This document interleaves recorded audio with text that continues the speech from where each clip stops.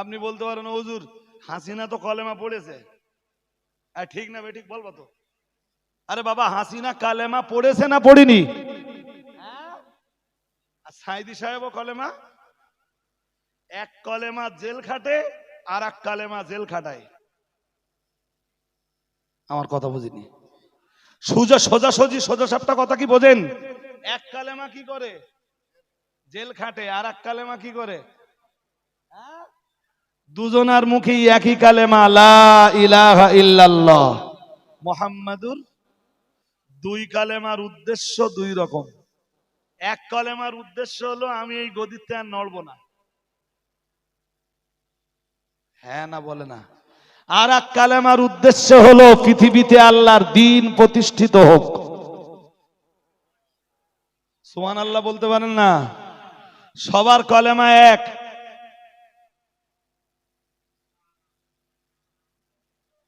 ঘাবড়ে যাচ্ছেন বলেন? জিগাচ্ছি, সবার কলেমা এক, কলেমা এক, উদ্দেশ্য এক নয়। উদ্দেশ্য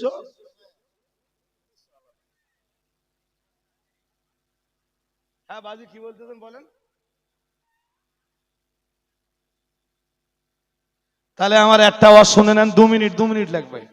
এই যে আমার দিকে তাকাতে হবে, নইলে বুঝবেন না। আর খুব গভীর মনে শোনেন, খুব ভাইটাল ব্যাপার। দুনিয়া বরেণ্য একজন মুফাসসির, তিনি একটা তাফসীরের কিতাব লিখেছেন, আত-তাফসীরু ফি দিলালিল কোরআন। সুবহানাল্লাহ। তাফসীরের নাম আত-তাফসীরু ফি দিলালিল কোরআন, লিখেছেন আল্লামা কুতুব শহীদ। গভর্নমেন্ট ওনাকে জেলে ভরে দেয় এবং ওনার এগেনস্টে ফাঁসির রায় বার করে। তো উনি রাত্রে এশার নামাজ পড়ে নামাজের মুসাল্লায় বসে আছেন জেলখানায়। এই যে ফাঁসির মেসেজ ওনাকে পৌঁছে দেওয়া হচ্ছে, একজন বার্তাবহক ওনার কাছে পৌঁছে দিচ্ছে ফাঁসির বার্তা, আগামীকাল সকালে আপনার ফাঁসি হবে। শুনে আল্লামা কুতুব শহীদ বললেন আলহামদুলিল্লাহ। কথা বুঝতেছেন না বোধহয়, দেরি হচ্ছে কেন? আর একটু আওয়াজ দিয়ে বলেন আলহামদুলিল্লাহ। ফাঁসি হবে শুনেই বললেন আলহামদুলিল্লাহ। হাজিরিনে মজলিস, সারাটা রাত আল্লামা কুতুব শহীদ রাহমাতুল্লাহ আলাইহি জীবনের শেষ রাত মনে করে সারা রাত উনি ইবাদত করলেন, সারা রাত উনি বন্দেগী করলেন, সারা রাত মানে ইবাদত বন্দেগী উপাসনার আরাধনার ভিতরে কাটিয়ে দিলেন। ও বাবাজিরা ভাইরা, ফজরের নামাজ আসবার আগে আল্লাহ শাহী দরবারে দোকানে হাত তুললেন, চোখের পানি ফেললেন, চোখ দিয়ে টপ টপ করে পানি গড়িয়ে পড়ছিল। চতুর্দিকে ফজরের আজান হয়ে গেল। হযরত কুতুব শহীদ রাহমাতুল্লাহ আলাইহি ফজরের নামাজ আদায় করে দিলেন। নামাজ আদায় করে নামাজের মুসাল্লায় বসে বসে আমার আল্লাহ নামের গুণগান গাইলেন, আল্লাহ নামের জিকির করলেন, আমার নবীর উপরে সালাত সালামের নজরানা পেশ করলেন, ফাঁসির জন্য তৈরি হয়ে গেলেন। ও বাবাজিরা ভাইরা, একটু বাদেই কে জানো আল্লামা কুতুব শহীদের পিছনে দাঁড়িয়ে দাঁড়িয়ে সালাম দেয়, আসসালামু আলাইকুম। হযরত আল্লামা কুতুব শহীদ রাহমাতুল্লাহ আলাইহি সালামের জবাবটা দিলেন, পিছনের দিকে তাকালেন, তাকিয়ে দেখলেন জেলখানার ইমাম। ও বাবাজিরা ভাইরা, আল্লামা কুতুব শহীদ রাহমাতুল্লাহ আলাইহি জিজ্ঞাসা করলেন, কেমন আছেন? জেলের ইমাম বললেন, ভালো আছি। আপনি কেমন আছেন? কুতুব শহীদ বললেন, জি আমিও আলহামদুলিল্লাহ ভালো আছি, আল্লাহ আমায় খুব ভালো রেখেছেন। এত সকাল সকাল জেলখানায়, আমার কাছে আপনার কাম কি? জেলখানার ইমাম বলল, একটু বাদে আপনার ফাঁসি হবে, মেসেজ কি আপনার কাছে পৌঁছায়নি? আল্লামা কুতুব শহীদ বললেন, মেসেজ আমার কাছে পৌঁছেছে, ফাঁসির জন্য আমি তৈরিও হয়ে গেছি। কিন্তু হঠাৎ এত সকাল সকাল আপনি, কি হলো আপনার? ও বাবাজিরা ভাইরা, জেলখানার ইমাম বললেন, আমি আপনাকে কালেমা পড়ানোর জন্য এসেছি। ফাঁসির কাস্টে ঝোলানোর আগে মুসলমানদেরকে কালেমা পড়াতে হয়, আমি এসেছি আপনাকে কালেমা পড়াতে। আল্লামা কুতুব শহীদ রাহমাতুল্লাহ আলাইহি বললেন, হাসতে হাসতে আনন্দের সাথে বললেন, আমায় কালেমা পড়াতে হবে না, আমার নিজের কালেমা আমি নিজেই পাঠ করে নিয়েছি, আমার নিজের কালেমা আমি নিজে পড়ে নিয়েছি। যান, চলে যান। জেলখানার ইমাম সাহেব চলে যাচ্ছিলেন। কিছু দূর যাবার পরে সৈয়দ কুতুব শহীদ ওনাকে ডাকলেন, ডেকে বললেন, খুব ছোট্ট কথা একটা বললেন, বললেন শুনুন, যে কালেমায় আপনি বেতন পান সেই কালেমায় আমার ফাঁসি হয়। কথা বোঝেননি? ও লোক জেলের ইমাম তো, কলেমা পড়াচ্ছে তো, হ্যাঁ না বলে না, কলেমা পড়াচ্ছে তো। সৈয়দ কুতুব শহীদ বললেন, যে কালেমায় আপনি বেতন পান ওই কালেমার জন্যই আমার ফাঁসি হচ্ছে। বুঝিয়ে দিলেন আপনার কালেমা আর আমার কালেমা এক কালেমা নয়। এক কালেমা, এক কালেমা।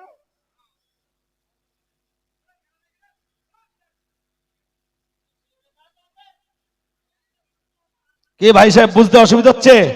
হ্যাঁ, তা কি বলবেন? সব কালেমায় এক বলবেন? বলবেন? হাজেরিন, আজ এখনো বেশ কিছুটা বাকি। ইব্রাহিম নবী কোথায়? ফিলিস্তিনে। কোথায়? ফিলিস্তিনে। কথা তো অনেক ভাই, সংক্ষিপ্ত কথা। ওখানেই ইসমাইল আলাইহিস সালামের জন্ম। ইসমাইল আলাইহিস সালাম ভূমিষ্ঠ হওয়ার কিছুদিন পর আল্লাহ ইব্রাহিমকে বললেন, ইসমাইল আর ইসমাইলের মাকে কাবা চত্বরের আশপাশে রেখে এসো। সুবহানাল্লাহ। ছিলেন বাবেলে, গেলেন ফিলিস্তিনে, এখন বললেন ইসমাইল আর ইসমাইলের মাকে কাবা চত্বরে রেখে এসো, ওদের দুজনকে রেখে আবার তুমি ফিলিস্তিনে ফিরে আসবা, আমার হুকুম না হওয়া পর্যন্ত। আর ওদের কাছে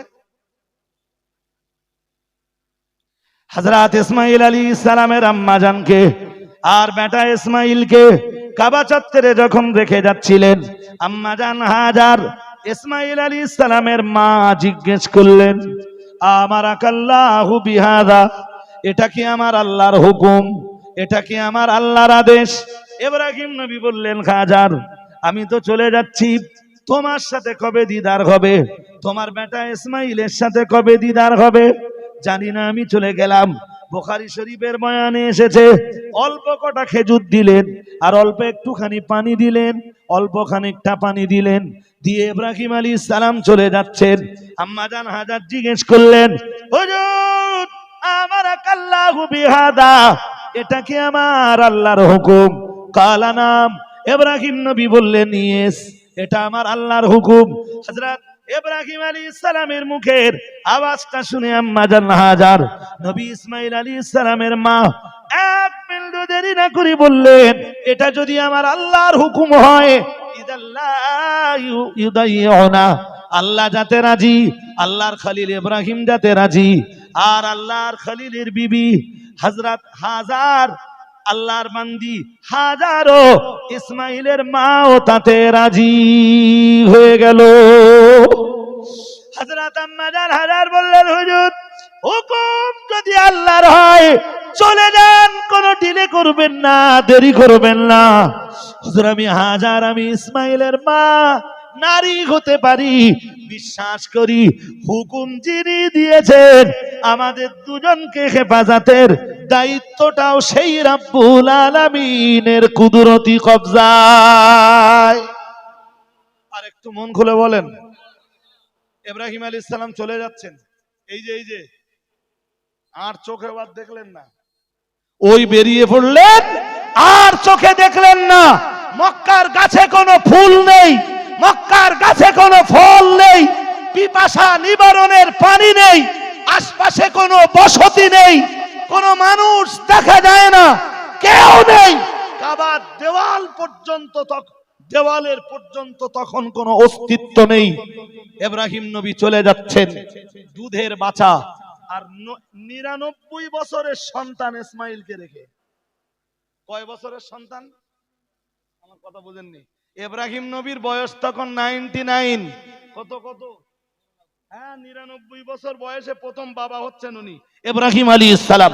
99 বছরের দুধের, মানে 99 বছরের এই সাধের সন্তানকে রেখে হযরত ইব্রাহিম আলাইহিস সালাম চলে যাচ্ছেন। এই যে চোখ ছলছল করে না, চোখে পানি নেই, হুকুম আল্লাহর, কিছু করার নেই। হাজারেরও কোনো, হযরত আম্মা জান হাজারেরও কোনো মায়া হয় না। ইব্রাহিম আলাইহিস সালাম ফিলিস্তিনের দিকে রওনা দিয়েছেন, আল্লাহর হুকুম না হওয়া পর্যন্ত আসবেন না। একটা পাহাড়ের টার্নিং নিয়েছেন, পাহাড়, পিছন দিকে তাকালেও আর ইসমাইলের মা, দুজনের কাউকে দেখা যাবে না, চোখ দিয়ে টপ টপ করে পানি পড়ছে। উফ, এতক্ষণ কাঁদেননি, কাঁদছেন। ওখানে দাঁড়িয়ে 7টা দোয়া করলেন, কমপক্ষে 7টা, কমপক্ষে। আমাদের তো দোয়া করারই সময় নেই আল্লাহর কাছে, আছে? যা কিছু লোক একটু হাত তুলে দোয়া টোয়া চাচ্ছিল, তাতে আবার কিছু লোক কাঁটি মেরিয়ে সে দোয়াও বন্ধ।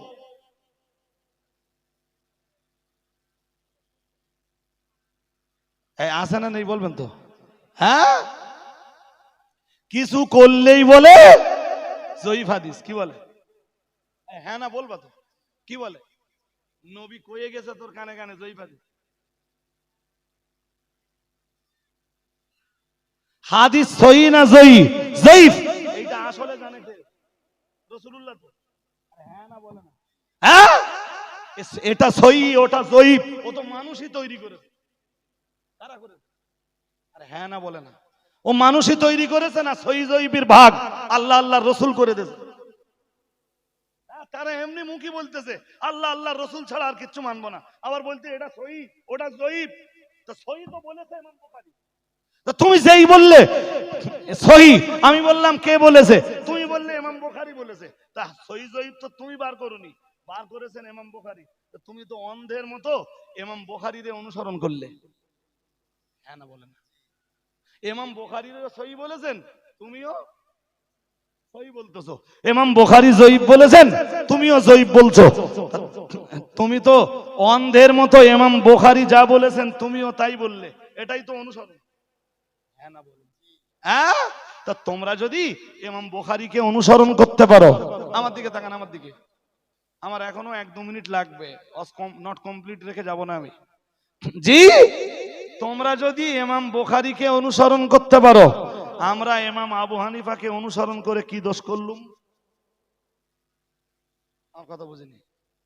যারা বলতেছে কোরআন হাদিস ছাড়া কোনো ইমাম মানি না, মযহাব মানি না, আমি প্রমাণ করে দেব যে মযহাব মানা ছাড়া কোন রাস্তা ইসলাম পালন করা সম্ভব।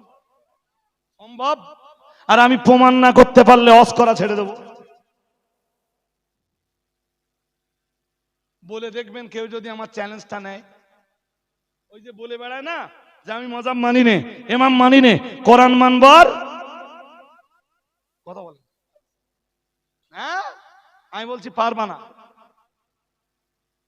ব্যাখ্যার সময় নেই। ইব্রাহিম আলাইহিস সালাম কমপক্ষে কটা দোয়া করলেন? জোর করে বলে না। 7টা দোয়ার ভিতরে একটা দোয়া কি ছিল জানেন?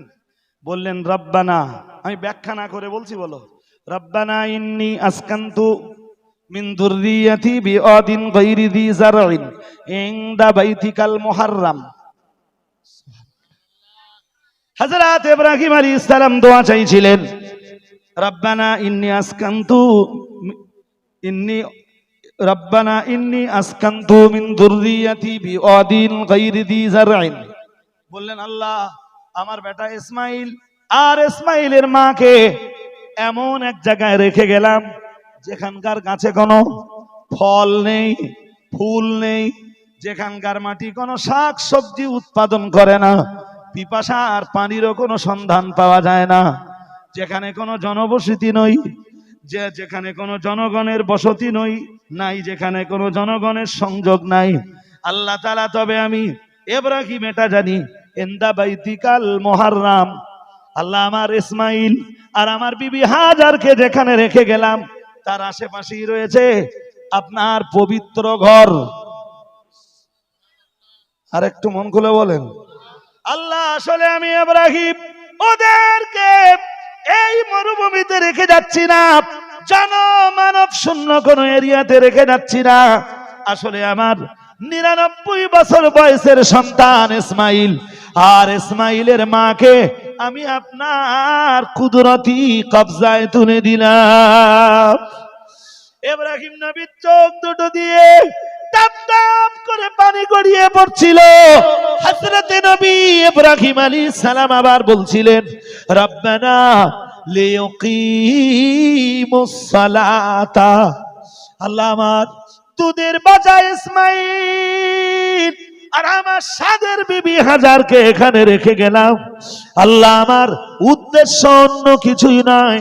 রব্বানা লিয়ুকিমুস সালাতা, ওরা যেন এখানে সালাত কায়েম করতে পারে। এই কাবা চত্বরে যেন ওরা সালাত কায়েম করতে পারে। হযরত নবী ইব্রাহিম আলাইহিস সালামের চোখ দুটো দিয়ে টপ টপ করে পানি পড়ছিল। ইব্রাহিম নবীর দোয়া কবুল হয়ে গেল হযরত ইসমাঈল আলাইহিস সালামের দ্বারাতেই আর আম্মা হাজারের দ্বারাতেই ওখানে বসতি কায়েম হয়ে গেল। আর আম্মা জান হাজার তার বেটা ইসমাইলকে নিয়ে কাবা চত্বরে সালাত কায়েম করলেন। আজকে তামাম পৃথিবীর মুসলমানরা আল্লাহর কাবায় যে লক্ষ লক্ষ মুসলমান আল্লাহু আকবার বলে সালাতে দাঁড়িয়ে যায়, ওই সালাত প্রতিষ্ঠা করেছিলেন আম্মা জান হাজার আলাইহিস সালাম এবং হযরত নবী ইসমাঈল আলাইহিস সালাম। আর একটু মন খুলে বলেন, কথা বোঝাতে পারছি? আপনি কোনদিন ভেবেছেন যে আমার কোচি এই গ্রামে সালাত কায়েম করবে? কচি গাছা লালন পালনের মেন উদ্দেশ্যটাই আমাদের খারাপ। কথা কি বুঝতেছেন? কচিরে দুটো জিনিস দেন, কোরআন, সালাত, ওই সাথে খাওফে ইলাহি, ব্যাস, আর কিছু দিতে হবে না, ও মানুষ হয়ে যাবে ইনশাআল্লাহ। বলুন, বক্তব্যের প্রাসঙ্গিকতা আমার শেষ। শুধু দুটো কথা না বললে টোন আটকে থাকতেছে। তো যারা সালাত আদায় করে না, শয়তান এক শ্রেণীর মানুষের ঘাড়ে সাওয়ার হয়, সাওয়ার হয়ে আল্লাহ জিকির ভুলিয়ে দেয়। আর সালাত আল্লাহ সবচাইতে বড় জিকির, তাই তো? হ্যাঁ না বলে না? তাহলে নামাজ ভোলা মানুষগুলোর ঘাড়ে চাপবে না, চেপে গেছে। আর নইলে নামাজ ভুললে কি করে ওরা? তাই তো বলতেছেন ফাংসাহুম যিকরাল্লাহ উলাইকা হিজবুশ শাইতান, মহান আল্লাহ বললেন ওরা শয়তানের দল। ওরা কার দল? নাউযুবিল্লাহ। তো ওর নামাজ ভোলা লোকগুলো যদি শয়তানের দল হয়, তাহলে নামাজ মানে নামাজি যারা, মুকিমে সালাত যারা, নামাজ কায়েমকারী যারা, ওরা কার দল? জোর করে বলেন। হিজবুল্লাহ। ওরা কি? হিজবুল্লাহ। যাদের নামাজ নেই ওরা কি? হুজুর কি বলতেছেন? আমার দলিল কেটে দিতে পারলে আমি আর রদ করব না। আপনারা লিখেছেন হিজবুল্লাহ। কি কমিটি? নামাজ আছে সবার, বিচারের দায়ভার আপনাদের উপর দে। আমি চলে গেলুম। লাস্ট টাইম 1 মিনিট একটা কথা। বসিরহাটের শাকচুড়া বাজারে মেয়েদের দুটো মাদ্রাসা আমার দায়িত্বে চলে। একটার নাম খাদিজা আর একটার নাম ফাতেমা। দুই মাদ্রাসা এখন 1350 মেয়ে। কত? এবারে 66টা মেয়ে মৌলানা ফারেগাত হয়েছে। আলহামদুলিল্লাহ বলে না? কটা মেয়ে? কটা? 66। কখনো যদি মনে হয় তাই না, না, আপনাদের ওই দিকটা করঙ্গ আমি জানি না, তবে আপনাদের ওই দিকটা ওই নাটাবেড়িয়া টেড়িয়া, আমার কথা বোঝেননি, নাটাবেড়িয়া এলাকার বহু মেয়ে পড়াশোনা করে। ওদিক নাটাবেড়িয়া, উলাসী, দত্তফুলিয়া, ওইসব এলাকার বহু মেয়েরা পড়াশোনা করে। এদিকের কিছু মেয়ে পড়তো আগে জানতাম। তা ভাই এত মেয়ের খবরাখবর নিয়ে নেওয়া সম্ভব? আমি প্রতিষ্ঠান চালাবো না কার কোন জায়গায় বাড়ি জিজ্ঞেস করব? আমার তো একটা দায়িত্ব আছে না নেই? যদি মনে হয় আমার কাজ ভালো, এখন তো প্রতিষ্ঠানে 2 কোটি টাকার বেশি খরচ। 2 কোটি সব জনগণের দানে চলে। প্রতিদিন 3 বার করে খেতে দেই। 13.5 ইন্টু 3 কত হয়? 40-50। 40 আর বলে 3 4 50টা কোথায় যাবে?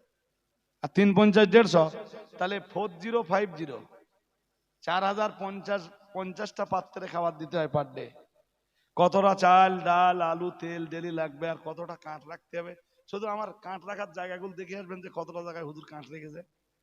শুধু রান্না চলতেছে, রান্না রান্না আর রান্না। রাঁধুনি যারা আছে ওরা শুধু রাত দিয়েই আছে, যারা কোটা বাছা করতেছে ওরা কোটা বাছা করতেই আছে। আলহামদুলিল্লাহ কয় না? বলুন আলহামদুলিল্লাহ।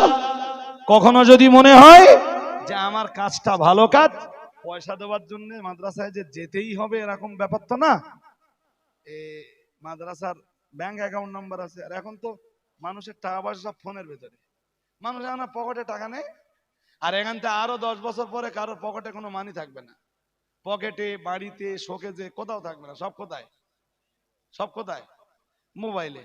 তো যদি মনে করেন যে কাজটা ভালো, কিছু পয়সা দেওয়া যায় কিনা, তখন ভাববেন। আমি পয়সা চাচ্ছি না এখন আপনাদের কাছে। তবে বনগা এলাকার মানুষ এটা জানি যে এই এলাকার মানুষ বনগা, বাগদা, হেলেঞ্চা বা এই চত্বরে আপনারা যারা বাস করেন, আপনারা দানশীলতায়, বদান্যতায় দক্ষিণের চাইতে অনেক ভালো। আমি দক্ষিণের বদনাম দিচ্ছি না। দক্ষিণের লোকেদের কাজ কি জানেন? আল্লাহ ক্ষমা করুন আমার, ওদের কাজ হচ্ছে ওরা কুটুম্বিতেটা খুব ভালো বোঝে। আসলে 15 দিনের ভিতরে বাড়ি যাবে না। পারলে দক্ষিণের দিকে একটা বেইটাই করবেন, দেখবেন বুঝতে পারবেন কন্ডিশনটা কি। আল্লাহ ক্ষমা করুন, বুঝবার তৌফিক দান করুন। দেখতেই পাচ্ছেন আজকের মজলিসের প্রধান অতিথি হযরত মাওলানা মুফতি আবুল কালাম আজাদ সাহেব। তিনি সুদূর বাংলাদেশ থেকে এসেছেন, অনেক কষ্ট করে এসেছেন। মুসাফির মানুষ, ওনার আলোচনা আপনাদের শুনতে হবে। দরুদ শরীফ। আল্লাহুম্মা